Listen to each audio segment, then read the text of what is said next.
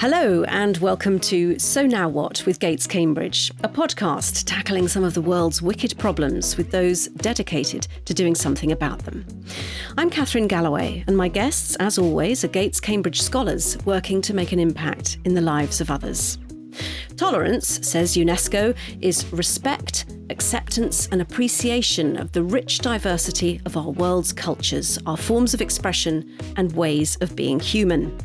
That particular definition is nearly 3 decades old, enshrined in the Declaration of Principles on Tolerance, formulated all the way back in 1995, when the United Nations gave that concept an official year all to itself. That same year, the internet was fully privatised for the first time, and we all rushed onto the World Wide Web to see what all the fuss was about. Within those same 12 months, the Dayton Agreement ended the Bosnian War. Quebec separatists lost their referendum bid for independence from the rest of Canada. The Israeli Prime Minister Yitzhak Rabin was assassinated at a peace rally, and 170 countries agreed to extend the Nuclear Non-Proliferation Treaty indefinitely. We were, then, as ever, busy pulling together and pulling apart. The tussle has only got starker since. Online, but out of sync, more threatened than thrilled by difference. Our shared anxieties bigger, louder than our shared hopes. So, how do we create a more tolerant world? And do we start grassroots, global, or throw out the manual and try something completely new? Talking things over with me on Zoom today are 2 members of the Gates Cambridge class of 2013. Jose Izquierdo, speaking from Santiago in Chile, and Farhan Samanani, joining us on Cambridge Time from London.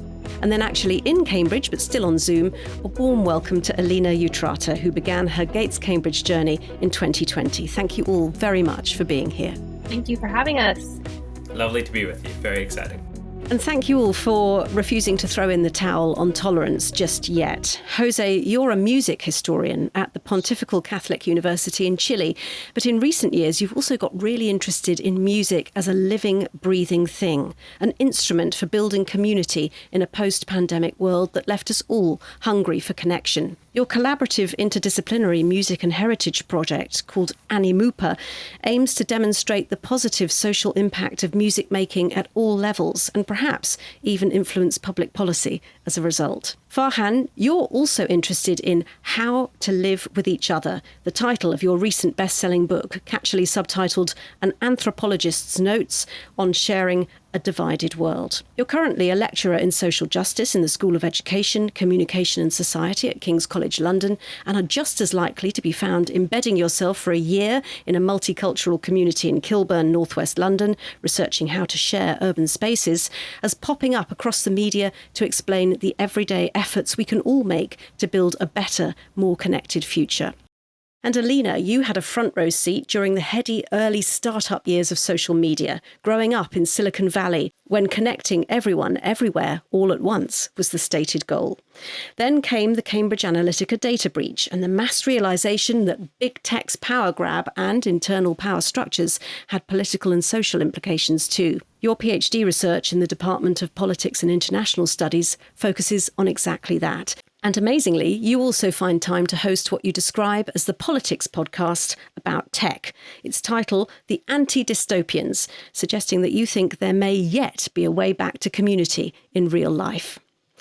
So, everybody, we're coming to the idea of a more tolerant world from a pleasingly diverse range of directions today. And to help us establish some common ground from the off, I'd love you to tell me the one thing that you're bringing to the table today. Farhan, let's start with you. I am bringing, I think, just a lot of tricky but interesting, inspiring everyday experiences from the people I work with and learn from on a continual basis. So as an anthropologist, I always try to kind of speak and think not just as myself, but, in a kind of rich and connected way.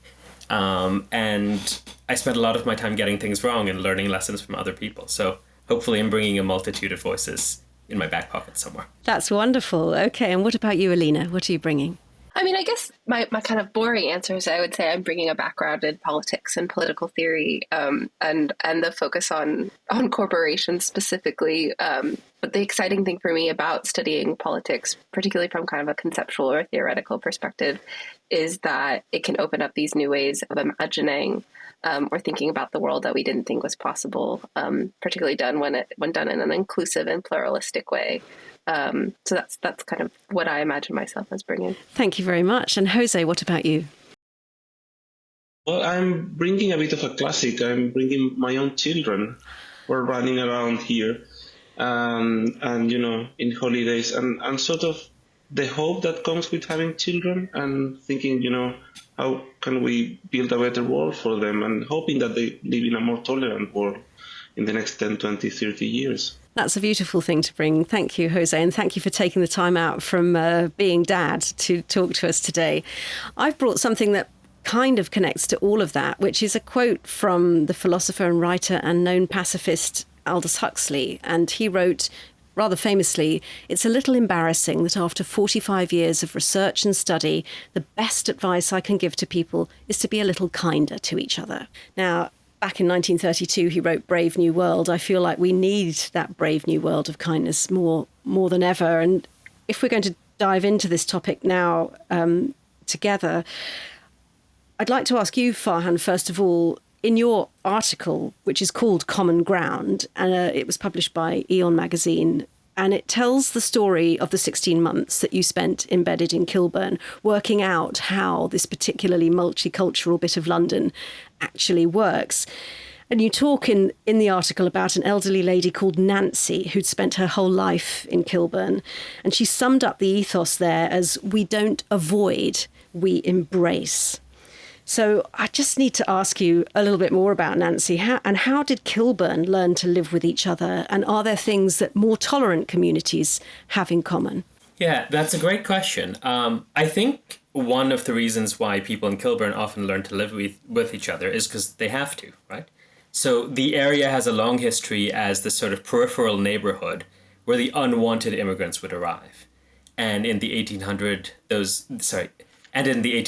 those unwanted immigrants were Jews and Irish people, the latter often arriving as laborers, doing the kind of menial jobs that nobody else wanted to do, and the former often arriving as refugees fleeing persecution in mainland Europe. And these were groups of people who were often not very warmly welcomed into London, and so sort of settled along the fringes. And people used to say things like, Kilburn was the kind of furthest you could walk from Paddington and still find a place to sort of be. And so then when you have the Windrush generation coming over after World War II, and you have members of that generation, coming from the Caribbean, but also other migrants coming from Southeast Asia, or South Asia, rather, facing new forms of discrimination and exclusion. Signs on windows kind of sometimes saying no blacks, no dogs, no Irish, employers who refuse to take you on, landlords who refuse to sort of rent to you. Those older immigrant networks that were there, right, the Irish and the Jews, become a base for finding jobs and finding accommodation, making connections and finding a home in London life. And then it layers and layers and layers. So now, today, Kilburn is not a place, characterized by... there's a lot of Irish history, but, the Irish are a small fraction of the percentage of the people there. And the migrant groups coming in are not from South Asia or the Caribbean. They're coming from the EU. They're coming from Africa. They're coming from South and Latin America. And so it's continually diversifying, but there's a shared history of kind of contending with exclusion, and there's a shared history of struggle, of dealing with everyday challenges like poverty, sort of being on the bottom rung of the job ladder. And people find ways to work with each other in some cases because that marginal position means that they have to. They have to get over their prejudices. They have to find new ways of improvising. They have to kind of get beyond the familiar. And as they do so, they often discover, that wasn't so bad. Actually, there's a lot to be gained here. But I think it's that shared history of sort of migration, marginalization, that provides an important spark for a lot of this. Thank you, Farhan. As you're talking, I'm thinking, that community's really had time to embed and to be physically together. And that's leading me, Alina, to think about this idea that Nancy was saying, that we don't avoid, whereas in your world, in the online space, in the social media space, we can find our tribes more than we ever could all over, because we can be global, but we can also avoid, we can unfollow anybody that we dislike or don't know, but we can also be actively programmed out of opportunities to come across what content that we might not know even exists or that might challenge us in any way. And I was just wondering, how do you perceive tolerance in that space? What could we do to try and avoid avoiding? I think it's an interesting question about how do you structure community on the internet, essentially. And for me, I think some of the doom and gloom is not actually about, what we as individuals do, but how corporations have structured those spaces for us. So if you think about platforms like Facebook or Twitter, right, which are, owned and controlled by, billionaires, Mark Zuckerberg, Elon Musk, they make decisions, sure, you can choose to unfollow or what groups to join, but ultimately they make the decisions about how the platform is structured, what you can do on it, who you come into contact to, and they empower themselves to make those decisions. So, we talk about like how do we convince Mark Zuckerberg to really take this problem seriously? So it's not communities who are doing this; it's the corporations and the people who control them. Whereas if you look at sites like Wikipedia, which are obviously not perfect, right? Lots of sexism and bias and racism in terms of what content gets posted or not, but it's structured to have community debate, right? So it's these people who volunteer their time essentially, and if you look at the like talk or chat boards in Wikipedia, those are actually people. These are communities who are coming together and discussing about how to govern those spaces, what should be up, how we should talk about them, and it's contested, right? So that means that people do get the opportunity to say, actually, we really should probably have more women, focus more female posts and public figures, and really focus on that. So for me, that's what it is. It's empowering communities to have debates amongst themselves about what to be tolerant and what not to be tolerant of, right? We're not tolerant of sexism or racism, but we all are tolerant of, diversity and pluralism and different communities and perspectives and ways of life. So for me, it's about governing structures and where power is located, rather than just, letting Mark Zuckerberg or Elon Musk decide for us. Amen to that. Thank you very much, Alina. And Jose, I've been thinking about your world, and I was thinking, performing music and performing music live is nearly always a collaborative thing in terms of the arts, much more so than, for example, writing fiction is.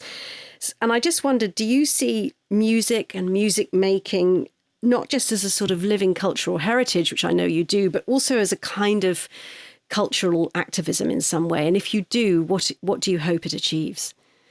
Well, I think there are two sides to that. But for me, the main thing would be that in all the performing arts, music and theater, what you have at the end is people getting together. So it's a bit of praising and valuing the sort of analog personal world where people actually meet and do stuff together.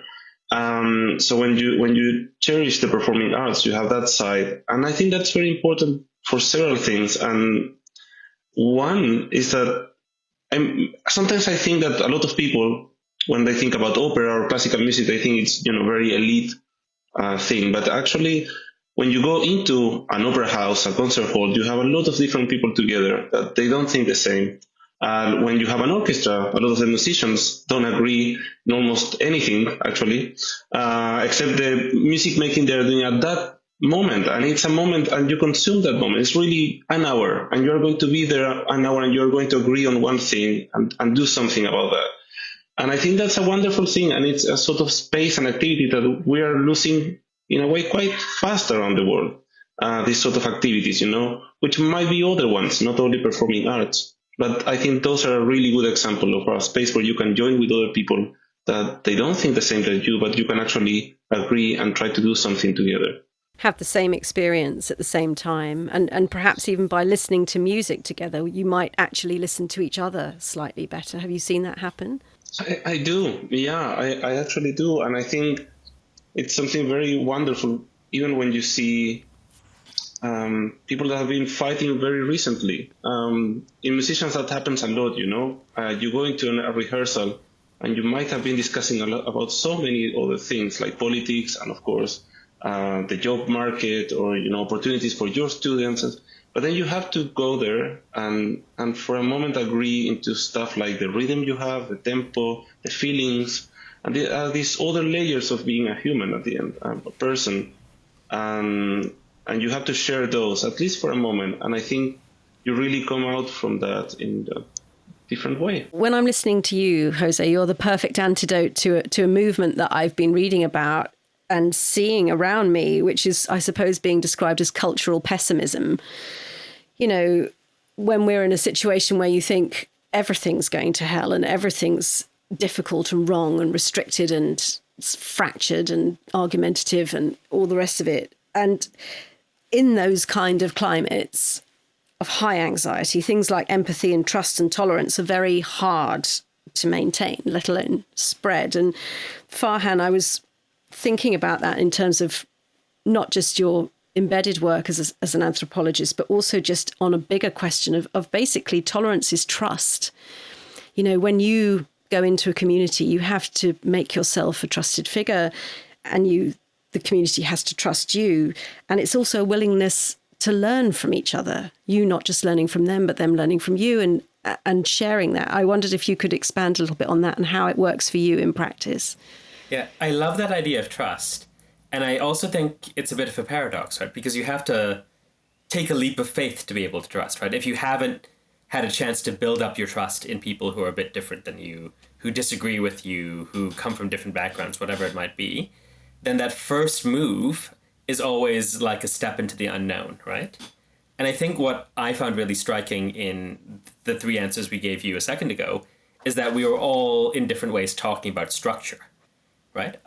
So Alina, I love the example of Wikipedia, and I think, you know, it's sort of the opposite of, you know, quite radically in the US, you get kind of redlining, right? The sort of quite structured exclusion of racial minorities and other groups from certain neighborhoods. But even in a more kind of mundane way, we get the kind of structuring of our neighborhoods where you often get, you know, people from different class backgrounds and ethnic backgrounds and so on clustering together.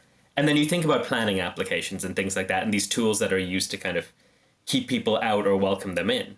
And a lot of that comes from a place of both unfamiliarity and distrust, right? And the opposite thing in Wikipedia is anyone can kind of come in and challenge your writing or your edits or whatever. And it's such an open conversation. And that openness kind of creates a structure where you have to find an incentive to develop that trust. You have to find an incentive to take that leap of faith, right? And that leap of faith, I think, is a hard thing for many people to do. I saw lots of people do it well, and I saw lots of people in certain ways experience fear or reluctance or anxiety around doing it in the work that I do. And it's also reflected, Catherine, as you were suggesting, in the practice of doing ethnographic research, right? And embedding yourself in communities and getting to know people, which can be sometimes a scary, bewildering, lonely, isolating experience. And so you're always getting practiced in those gestures of trust. Maybe I will get to know these people. Maybe these people will eventually accept me. Maybe I'll come to understand this thing that I don't understand. And so there's a kind of, in the work that I do, there was definitely an interesting two-way street, whereas both kind of learning to practice trust more effectively and learning how other people practice that and kind of picking up lessons and using those to also make myself a better researcher.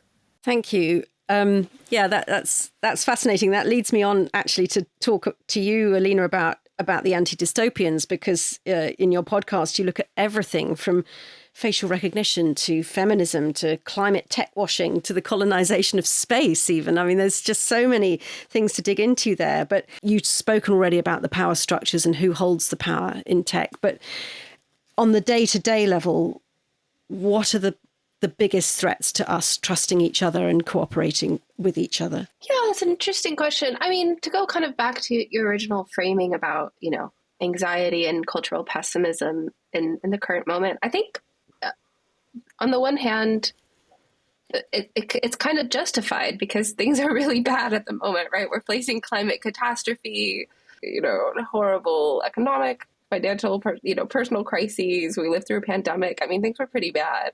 And so the question for me is then, like, how do you improve that kind of material conditions?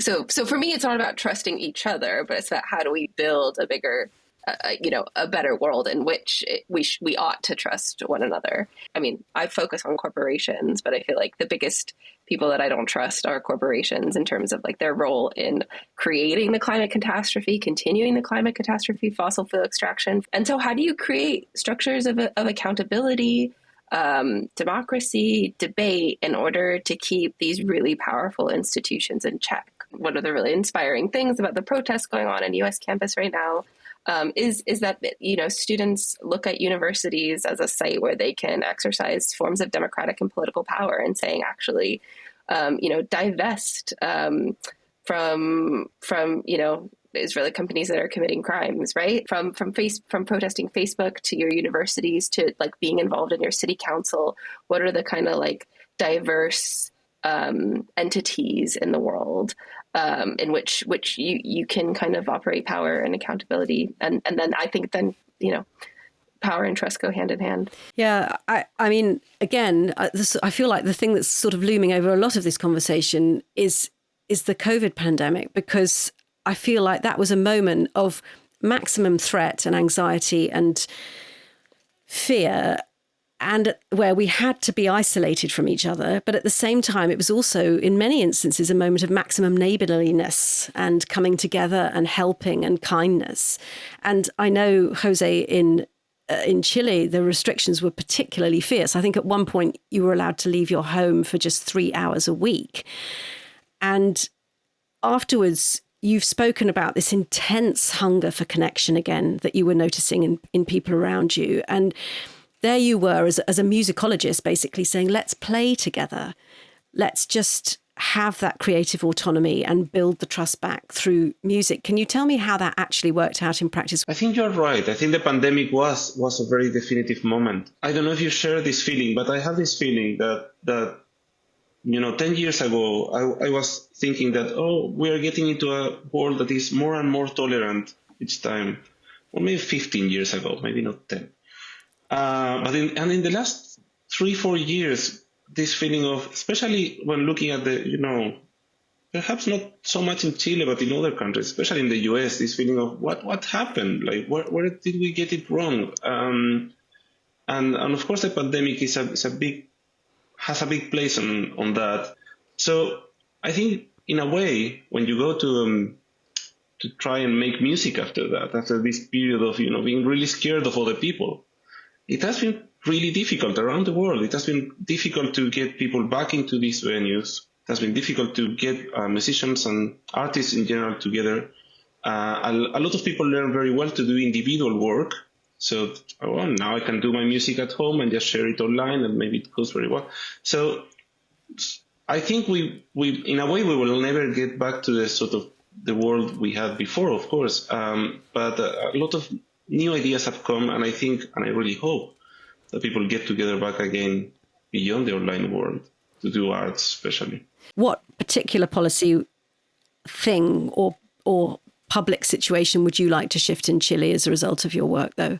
Well, in Chile and around the world, I would really hope that people, accept that we are all creative, and that we can share a lot of creative power, because of course we can hide our feelings, and as Farhan said, we have to trust, and it's difficult to make that leap to trust. But in the arts, what's amazing about creativity is that we can share a part of our beings, and that takes a bit of courage. It doesn't look like it, because sometimes we think about the arts and the artists as being, a lot of ego and a lot of showing off and so on. But actually, even in those cases, it is about a bit of courage. It's about showing a part of yourself. Maybe it is true, maybe it is not, but it's still a part of yourself to other people. And I think it's a really great place for tolerance and for empathy, of course, when you can actually, for a time, see what other people are feeling and thinking. And I think through the arts, we can do a lot of that in a way that probably we cannot in any other way. It's the only way we can really sort of feel other people. That's lovely. I'm horrified to tell you that we're racing to a close on our 30-minute slot here. But I'm going to finish by asking you the so now what question. And my so now what today is drawing from a phrase that's often used in the environmental movement, which is to change the world, you have to throw a better party than those destroying it, right? So how can we make tolerance the hot ticket event for the coming years? We've talked a lot, and I've talked a lot to you about tolerance as a face-to-face thing, right? How do people build tolerance and community and trust and connection with their neighbors and with the people who are around them? And I think that's hugely important. But if you take a step back, the story I'm trying to tell and the argument I'm trying to make in a lot of work is that there's sort of layers to this, right? And so there's a few so now what's as well, right? On that face-to-face level, there's, it's true that we kind of don't do enough to maintain the fabric of our civil society. And we don't do enough to kind of challenge maybe some of our day-to-day assumptions, but also just the ways in which our routines and our lives can isolate us from one another. And we don't do enough to find the ways in which we might actually be able to build power and find conduits for change in the world in which we live. And so my so now what on that level is go volunteer for somewhere where the cause isn't maybe your top thing, and in a role where those where the role doesn't necessarily fit your background or your skills, right? If you are a kind of high flying scholarly or business type and you're used to kind of these managerial positions, go do the frontline work at the food bank, go be an outreach worker, go knock on doors, go do something that feels extremely awkward for you and see what you learn from it. And that's part of it. But I think, as Alina and Jose have also been talking about, the other two things that kind of exist out there is we don't just engage with people, we don't just build trust face to face. We do so in all these mediated ways through structures and through stories, right? And so the other kind of so now what is, what stories are you telling yourself? Question what stories you're telling yourself that maybe make you not want to see the perspective of or talk with certain groups of people, right? What's the kind of baggage that you're carrying within yourself, even if you think it's totally true and justified, and just ask what that story is keeping you from doing. You might be right, but it might also be limiting, right? And so what stories do we have about the world that are kind of cutting us off from one another? And questioning some of those, I think, is another big part of the picture. Thank you very much, Farhan. So uncomfortable volunteering, that's a new thing, and telling ourselves new stories, or at least interrogating the stories that we are carrying around. What about you, Jose? What was your so now what? Yeah, being uncomfortable, that's a good one. I think from two sides. One, I would follow on from what I said before. I think there is one side of public policy we can address, and I find very important, which is that a lot of public policy in cultures and the arts right now focus on, sort of being a passive consumer of the arts. How do we bring more people into the theater, bring more people into the concert halls? And a lot of culture right now is passive. A lot of Netflix, a lot of Spotify, there is so much to consume, including podcasts. And so part of it is, how can we bring people to be creative themselves? I think if more people share their creative autonomy, their capacity to be creative and share their own stories, as Juan said, their own feelings, through these mediums like the music and theater and visual arts and audiovisual arts. I think if we have more people sharing what they feel through those mediums, we can have a more creative and also a more tolerant world. So I think getting public policy into that's good. And the other side of that is, of course, just telling people, just be creative, try to share what you do, your poetry, whatever you do with other people. And I think that would be amazing. So train your creativity like a muscle, even if it feels a bit achy and difficult at the beginning. I love it. Okay. Every day. Every day. 5 minutes a day, everybody, and eat your vegetables as well. Okay. Alina, what about you? I guess I have a kind of more conceptual, theoretical one and then practical one. I would say, studying Silicon Valley, it sometimes feels like we've left our like bold visions of the future over to these tech guys. And so, the big discourse is always like, oh my gosh, AI, AGI, it's going to totally change the future, except in a bad way. And I'm always struck when studying these things about like how boring really and old these visions are. And if you trace the historical antecedents, I mean, these guys haven't even thought of anything new. And so for me, one of, again, the exciting things about being in political theory is getting the opportunity to draw on and think of like more exciting visions for the future. I mean, one of the most exciting works that I draw from are Indigenous studies and my work on outer space colonization and engaging with these communities and like these really different, for me, like just completely different ways of understanding how we relate to the world and to the earth, and just how exciting that is, as well as being just like really important and bringing those voices to like, as I see my role to the university and university discourses to imagine a better world. So just being more bold and exciting and really, not just tinkering around the edges of problems. And I would say too, it can kind of, this can kind of feel depressing if you look at tolerance or polarization or something on a national level, but like we're all part of lots of communities that have lots of diversity, from, the university governing boards. If you think of like, the Cambridge colleges and like the diverse forces and how they debate, to, your local cricket team or your library or your city or whatever. And so thinking about the ways, as, civil society kind of expansively, and thinking about the ways you can bring energy and creativity and new political vision to those spaces, is what I would say. Thank you, Alina. You've done rather beautifully. You've literally translated us to the brave new world that we were talking about at the beginning and wondering if it would even be possible. So thank you for encouraging us to be bold. And sadly, that's it for this episode. So huge thanks to my guests today, Politics and International Studies PhD candidate Alina Utrata, who has just handed her thesis in, eek, and is set to begin her next chapter as a Career Development Research Fellow at St John's College, Oxford, this October. Jose Izquierdo, Associate Professor of Music History at the Pontifical Catholic University of Chile and Director of the Animupa Music and Heritage Research Project there.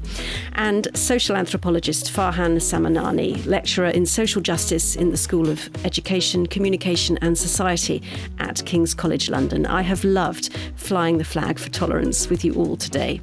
My thanks to producers Mandy Garner from Gates Cambridge and Nick Saffel from the Central Communications Office at the University of Cambridge. And of course, thanks to you all very much for listening. We're brand new, so do let us know what you think. I'm Catherine Galloway, and this was So Now What with Gates Cambridge. Join us again next time for another wicked problem dissected by those determined to do something about it.